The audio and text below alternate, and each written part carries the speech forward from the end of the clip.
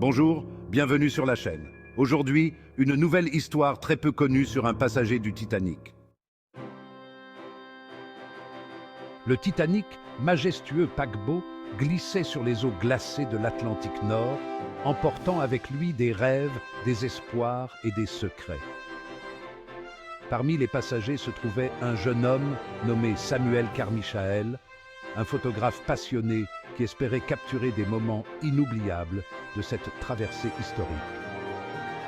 Durant la première nuit en mer, Samuel se promena sur le pont, son appareil photo à la main, cherchant l'inspiration.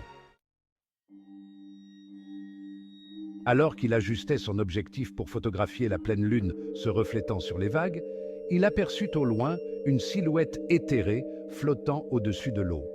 Intrigué et un peu inquiet, il prit rapidement une photo. En examinant la photo dans la chambre obscure du navire, Samuel découvrit quelque chose d'étrange. L'image révélait non seulement la silhouette fantomatique, mais aussi d'autres figures mystérieuses apparaissant autour d'elle. Ces figures semblaient flotter, leurs visages pâles et leurs yeux vides, fixant directement l'objectif. Troublé, Samuel décida d'enquêter. Il apprit par des marins superstitieux que la silhouette était celle de Margaret, une femme qui avait disparu en mer des années auparavant. La légende disait que son esprit hantait les eaux, cherchant désespérément à prévenir les marins du danger imminent. Les nuits suivantes, Samuel continua de photographier ses apparitions, mais à chaque image, les fantômes se rapprochaient de plus en plus du navire. Leurs visages se faisaient plus nets, plus désespérés. Ils semblaient tenter de communiquer quelque chose, une urgence que Samuel ne comprenait pas. La veille du naufrage, Samuel eut un rêve étrange. Il se trouvait dans la salle à manger du Titanic, mais au lieu de musique et de rire, un silence de mort régnait. Les fantômes étaient là, entourant les passagers, essayant de crier, de les avertir. Mais leur voix était étouffée par l'eau. Samuel se réveilla en sursaut, le cœur battant, mais il était trop tard pour comprendre le message des esprits. Cette nuit-là, le Titanic heurta l'iceberg et commença à sombrer.